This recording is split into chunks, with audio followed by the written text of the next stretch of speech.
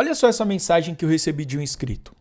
Salve Marinho, que sacanagem. Vou compartilhar o que eu acho. Ele comentou em algum dos vídeos onde eu estava comentando sobre o bloqueio da minha conta do Rollercoin depois de 3 anos. Joguei por 4 anos o Sunflower Land e fui banido há uns 20 dias. Entrei com ticket algumas vezes e vi que estavam me enrolando justamente para esfriar minha indignação. Estou chegando a uma conclusão desses anos que venho jogando. Parece que quando você começa a ter um retorno financeiro, acham um motivo para te banir. Parei de tentar resolver com Sunflower Land e não pretendo nunca mais jogá-lo.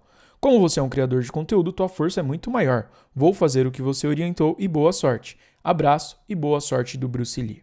Cara, esse é o tipo de situação muito chata e não é a primeira vez que eu ouço isso. Entenda, a ideia aqui eu não quero de forma alguma atacar nenhum projeto específico, nem falar mal, tá? Eu só quero levantar um questionamento porque, como eu disse, não é a primeira vez que alguém me relata esse tipo de situação. E até então, eu acreditava realmente que existia uma justiça assim com a maioria dos jogos e quando alguém era banido tinha feito alguma cagada. E eu descobri na pele que muitas vezes a cagada não precisa ser tão cagada assim, né? Às vezes uma coisa besta que você faz que acaba chamando a atenção, tipo, que não prejudicou ninguém, mas que eles, não, isso aí tá errado, a gente não curtiu, vamos bloquear sua conta. Acaba levando a um motivo de banimento. E isso é muito triste. Então, tipo assim, isso começa a questionar. O que será que tá acontecendo, né? Porque, pra quem não conhece, normalmente jogos Web3, os jogadores precisam construir, investir tempo, investir dinheiro, jogar os jogos que realmente são, né, Web3. Inclusive, eu vou até falar um pouco do Sunflower Land aqui, que é um jogo que eu gosto muito, tá? Confio muito, não tenho isso para falar do Sunflower Land, até porque eu sempre ganhei dinheiro com Sunflower Land, não diretamente do jogo, mas eu ganhei dinheiro com Sunflower Land pelo fato dele ser realmente um jogo NFT, um jogo da Web3, onde tudo que você faz dentro do game você consegue colocar, sacar para sua carteira todos os recursos e vender para outras pessoas. Então hoje a gente tem um mercado muito funcional dentro do próprio jogo, mas eu sempre ganhei dinheiro comprando e vendendo NFT na OpenSea. Tanto que eu até fiz um vídeo esses dias mostrando isso, que tinha NFT que eu comprava por 3 e vendia por 6, ou seja, dobrava o dinheiro, né? Fazia ali nessa brincadeira de 5 a 10 dólares por dia, tendo um pouco de paciência e especulando as NFTs do jogo no mercado. Enfim, mas a questão é que muitos jogos, depois que a pessoa tá ali jogando por muito tempo, começa a se destacar, né? Acaba sendo banido e, tipo, sem uma explicação clara, tá ligado? O inscrito que me mandou esse relato, ele disse que abriu vários tickets e tal, procurou um diálogo e acabou não tendo, assim, uma resposta adequada. Eu não sei qual é o caso dele, né? Não sei se realmente aconteceu alguma coisa. Que às vezes o que acontece? O fato de você fazer multi-account. Tem muito projeto que não pode. Aí você faz multi-account, né? Sabendo que essa é uma prática que eu nunca incentivei esse tipo de coisa. Mesmo em projeto que eles falam, tá liberado o multi-account. Eu não aconselho que faça multi-account. Cara, faz uma conta, foca em uma conta e joga lá, né? E às vezes isso dá problema também com muitos jogos. Inclusive por isso que é uma coisa que eu não curto muito. Mas eu não vou te trazer aqui só problema, eu vou te trazer uma solução também para isso. Porque, igual ele falou, nem todo mundo é produtor de conteúdo. Então, o cara que não é produtor de conteúdo, ele não tem uma força, ele não tem uma audiência para poder se expressar, para falar o que está acontecendo, para contar, né, uma situação. Às vezes ele é banido lá e acabou. Tipo, vai falar pra quem? Ele pode até postar num grupo ou no outro, mas não vai ter, assim, uma grande visibilidade. Então eu, como influencer, eu me vejo com o mínimo de responsabilidade de tocar nesse assunto e falar sobre isso. Lembrando mais uma vez, meu objetivo aqui nesse vídeo não é atacar nenhum projeto específico, não é falar mal de nenhum projeto, até porque eu gosto muito do Sunflower Land, infelizmente aconteceu isso com ele no Sunflower Land, comigo aconteceu em um outro projeto, que você sabe muito bem qual foi, e a ideia não é falar mal de projetos específicos, mas falar sobre esse tipo de acontecimento que é mais comum do que parece, tá? E a gente realmente precisa começar a falar sobre esse assunto e encontrar soluções para que as pessoas comuns, que não são criadoras de conteúdo, consigam, tipo assim, se precaver de alguma forma, né? Tá preparado para quando, caso isso aconteça, né, com você, você tá preparado de alguma forma que não vá prejudicar o seu faturamento. Por exemplo, no Rollercoin, eu tava fazendo no último mês, né, antes da minha conta ser bloqueada, eu fiz um saque de $800. $800 é uma grana considerável, cara. Tipo assim, é muito mais do que um salário normal brasileiro. E a partir dali, eu sentia que minha conta ia começar a render ali na casa de $800 todos os meses, tá ligado? E era algo que eu confiava. Desde o início, quando eu comecei a jogar o Rollercoin, eu falava, cara, eu vou me dedicar a esse projeto. Fazia 3 anos que eu tava no Rollercoin. Eu vou me dedicar porque eu sei que daqui eu vou conseguir tirar uma renda legal. E quando sua conta é assim, bloqueada do nada, você tipo, porra, é $800 a menos, tá ligado? E se eu tivesse só aquilo? Pô, nossa, eu poderia ter quebrado feio, sabe? Então, inclusive eu vou te falar qual solução que eu usei, que eu já vinha aplicando desde o final do ano passado, que é o que segurou a bronca aqui pra mim. Senão ia fazer muita falta essa grana, né? Não que não faça, porque $800, lógico que faz falta. Mas até parece, eu sei, até parece teoria da conspiração, né? Mas pensa comigo, você tá jogando tranquilo, qualquer projeto que seja, gastando, investindo, produzindo conteúdo para quem tem canal no YouTube e tá tudo certo. Aí do nada você começa a ter um retorno financeiro e surge um problema. Alguns jogadores relatam que exatamente quando começam a fazer saques maiores em determinados projetos, eles começam a ser observados, questionados e muitas vezes são banidos por motivos genéricos, como violação dos termos e não fica muito claro, né? O que foi que realmente aconteceu. E como eu falei, não é a primeira vez que eu estou ouvindo isso, não é de um projeto específico, eu já ouvi de vários outros projetos, cara. De vários. Todos os jogos que eu já trouxe aqui no canal, vídeo, mostrando, falando, jogando, já teve relato de pessoas dizendo que foi banida injustamente, certo? E não tem como a gente saber se realmente foi injusto ou se aconteceu alguma coisa. Mas a questão é que isso acontece. E uma pergunta que fica é tipo assim, será que esses jogos estão preparados para ver seus players ganhando dinheiro de verdade? Ou será que o modelo econômico deles não se sustenta para ver as pessoas lucrando todos os meses? E é aí que tá o perigo, né? Como eu já falei, no Sunflower Land, o jeito que eu ganhava dinheiro era comprando e vendendo NFT. Então, nesse caso, não prejudica em nada a economia do projeto. Pelo contrário, eu contribuía com a economia. Porque quanto mais a gente compra e vende, mais gera dinheiro para a empresa, né? Porque o modelo de venda de um mercado de NFTs, onde os players negociam, é um modelo muito sustentável. Porque uma mesma NFT, ela é vendida várias vezes. E cada vez que ocorre uma transação com essa mesma NFT, a empresa ganha ali seus 5 ou 10% de taxa sobre aquela transação. Aí você imagina um projeto tipo Sunflower Land, que tem milhares de NFTs, quanto que eles não conseguem ganhar, né, de lucro só pelos players comprando e vendendo a NFT. Pirate Nation, a mesma coisa. Imagina quanto que eles não ganham só com as pessoas comprando e vendendo as suas NFTs. Negociando ali no mercado, né? Porque qual que é a função da empresa que tem um jogo assim nesse formato Web3? É gerar demanda. Fazer com que os itens tenham valor dentro do jogo. Dar alguma usabilidade para aquilo.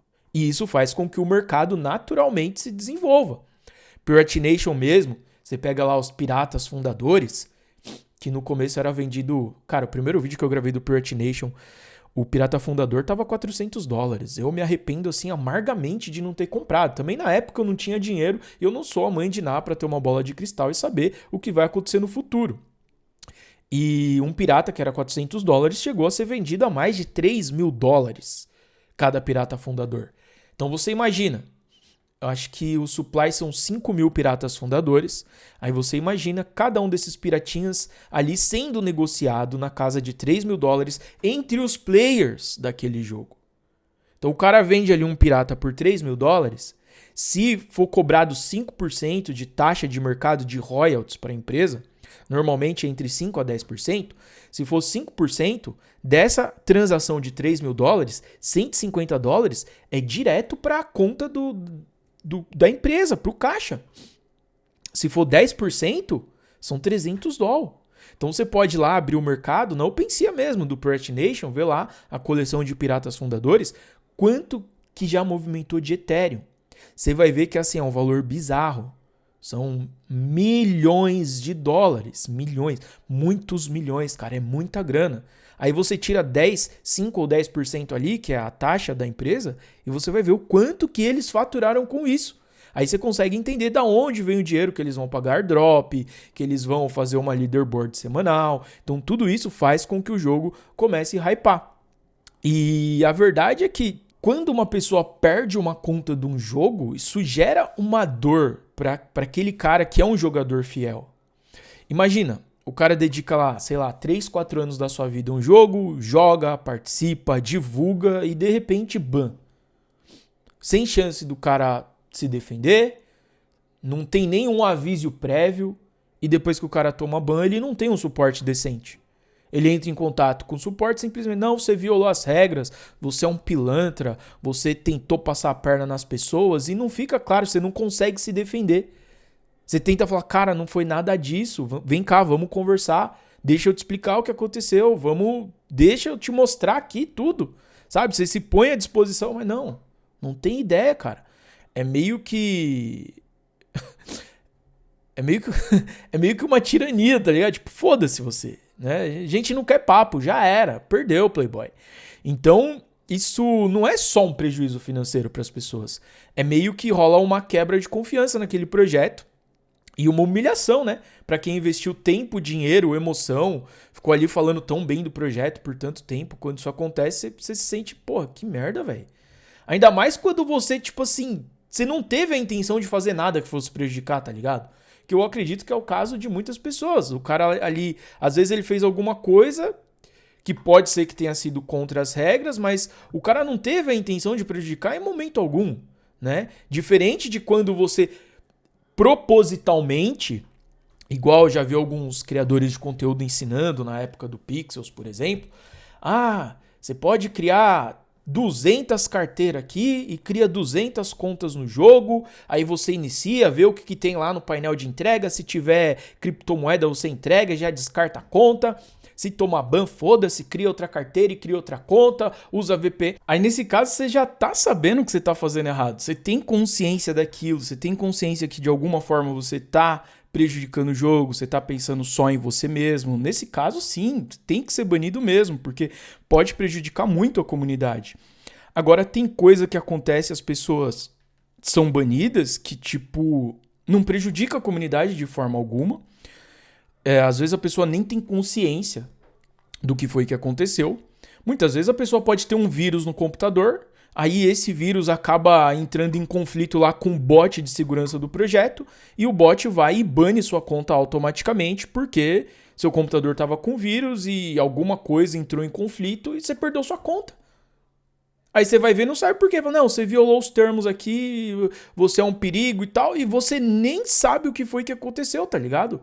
Então, isso revela uma parada sobre os jogos Web3, que, tipo assim, esse tipo de banimento expõe uma ferida muito grave, que é a falta de transparência dos projetos.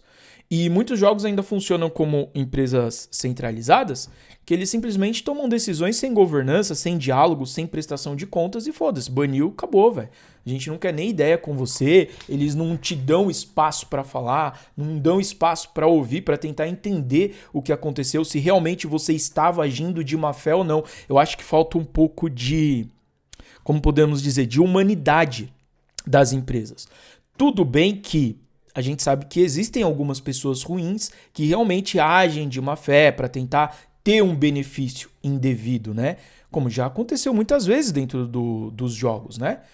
O Rollercoin mesmo, várias vezes eles já lançaram atualizações que muitos players agiram de má fé para se aproveitar do projeto, se aproveitar daquela vulnerabilidade e tá tudo bem, inclusive top players do jogo.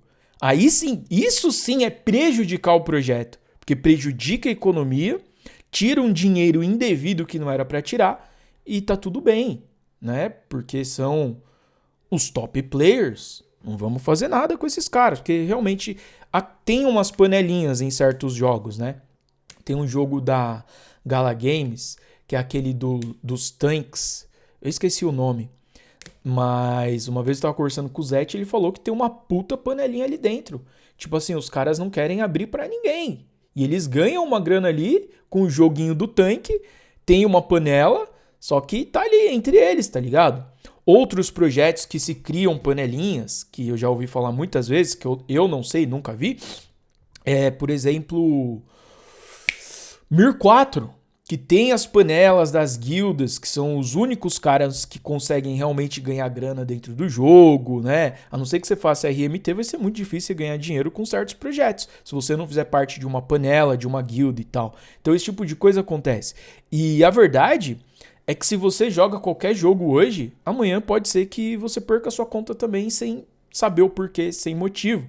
E eu acho que a gente precisa de regras mais claras, principalmente um suporte mais transparente e mais humano por parte das empresas e um ecossistema onde os jogadores sejam valorizados e não simplesmente descartado quando eles viram algum problema financeiro para a empresa, né? Que a gente vê acontecer bastante. E você viu? Eu tô falando de jogadores, não só produtores de conteúdo. O cara que contribui com o projeto, tal, que tá lá, que joga, que se dedica, que engaja no Discord, nas redes sociais, esse cara tem que ser valorizado, sabe? E o suporte tem que ser mais humano. Às vezes o pessoal fala, pô, Marinho, por que você não cria seu próprio jogo? Cara, criar um jogo não é só criar um jogo, é você montar uma empresa.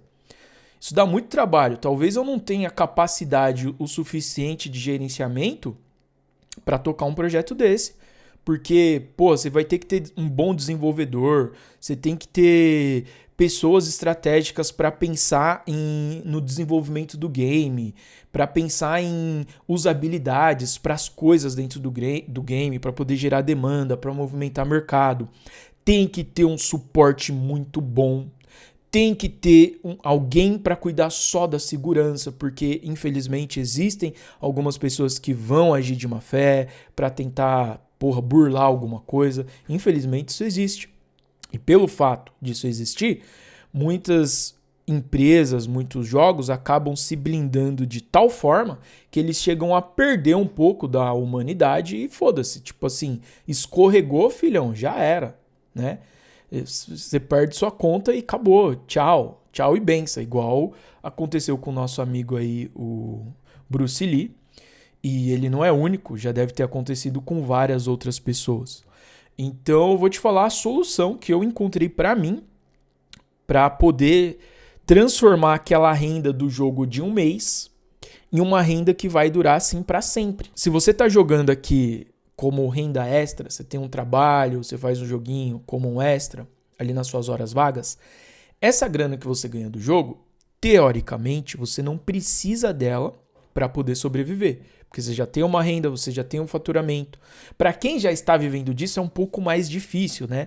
Agora, para quem tem uma outra fonte de renda, o faturamento, o salário, o dinheiro que vem proveniente dos jogos, de airdrops, de coisas assim, não é um dinheiro que você deveria precisar. É claro que todo mundo precisa de dinheiro, né? Pô, Brasil, eu sei que a situação tá complicada e tal, enfim. Mas não é um dinheiro que, teoricamente, tipo assim, veio extra. O que você pode fazer? Você pode colocar todo esse dinheiro numa pool de liquidez. Assim, todos os meses você vai ter um rendimento daquela pool de liquidez. É claro que isso vai exigir de você mais estudo, mais conhecimento, você vai ter que entender como funciona, vai ter que aprender a montar uma pool de liquidez. Mas a parte boa é que uma pool de liquidez, ninguém pode chegar em você e falar que vamos banir sua pool de liquidez, você não pode mais ter. Não tem como, porque é no mercado descentralizado. Então, todo mês você vai ter um rendimento ali, ainda mais depois que você entende, você sabe como fazer da forma certa. Sei que muita gente tem medo de perder de alguma forma, e para essas pessoas a gente tem sempre as pools de liquidez mais seguras, que é com Bitcoin, dólar, Ethereum, alguma stablecoin, euro, Matic, Arbitrum, os tokens mais conhecidos, aqueles tokens que você poderia ter de hold tranquilamente, sem esquentar a cabeça porque você acredita no fundamento? Então, esses são os melhores tokens para você montar uma pool de liquidez. Eu, por exemplo, essa semana montei uma pool de liquidez com o token Flower, justamente para os jogadores do Sunflower Land, quando eles fizerem compra e venda da criptomoeda deles, da Flower que eles vão ganhar no jogo, para mim ganhar dinheiro com isso. Eu estou oferecendo liquidez para essas pessoas. Então, isso vai me gerar alguma taxa, né? A taxinha que eles pagam é dividida entre todas as pessoas que oferecem ali a liquidez. Basicamente, uma pool de liquidez é isso. E com essa estratégia que eu consegui pegar quase toda a grana que eu fui ganhando dos jogos e fui aplicando em pools de liquidez. E todos os meses isso tem me rendido um faturamento bem interessante. E como eu falei no início do vídeo, se não fosse isso, cara, nossa, ia me fazer muita falta essa grana do Roller Coin que eu perdi a conta, tá ligado? Ia fazer muita falta mesmo. Mas graças a ter essa pool de liquidez, essa não, né? Essas eu tenho várias, eu consigo ver a grana proveniente dos games como uma renda extra. Nem sempre, às vezes, porra, eu recebo uma grana e eu realmente preciso da grana, né? Que morar na Europa também não é tão fácil assim. Mas eu tento ver como uma renda extra para me pegar tudo que eu ganho e colocar em pool de liquidez. A grana que eu vou usar aqui no meu dia a dia para pagar minhas contas, para viver, é a grana que rende das minhas pools de liquidez. Então isso me força a estudar mais, a aprender mais, a ficar cada dia melhor com essa questão de pools de liquidez para que eu consiga melhorar o meu faturamento e me força a sempre ganhar mais dinheiro e colocar mais dinheiro nas minhas pools, porque quanto mais dinheiro você tem, menos risco você precisa correr para ter um rendimento que seja satisfatório. E eu já falei várias vezes, né? Não teve nenhum mês que eu ganhei menos de $500 com as minhas pools de liquidez. E acredito que esse mês aqui vai ser muito bom. O mês passado foi muito bom também.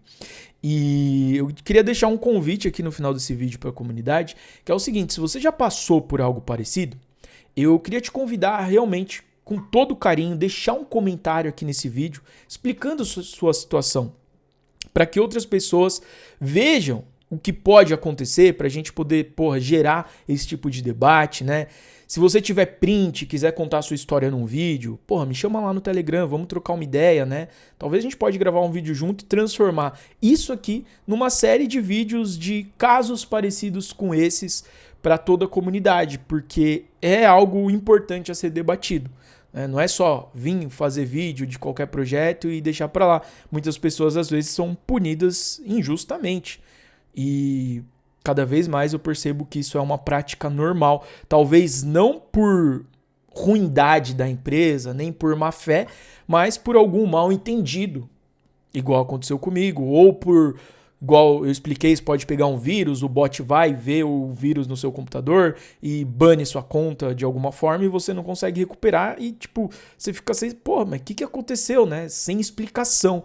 Então, eu acho que seria legal a gente tentar levantar esse debate, tentar conseguir mais transparência por parte dos jogos. Tudo bem que muitas empresas são gringas, os caras realmente não estão nem aí, velho. Os donos nem aparecem, ninguém sabe quem são os devs e tal. E é complicado, né? Mas Web3 é isso.